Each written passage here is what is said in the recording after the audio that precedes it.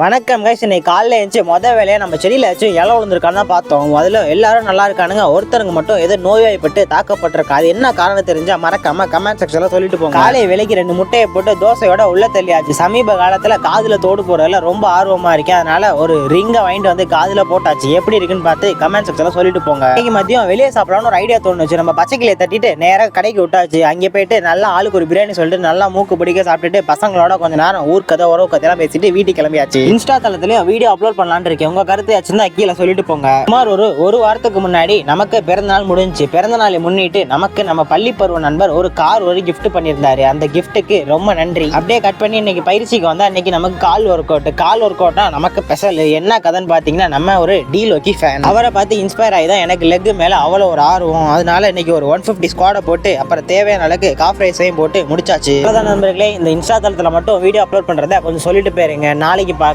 நல்லா சாப்பிட்டு உடம்ப பார்த்துக்கோங்க. பாய்.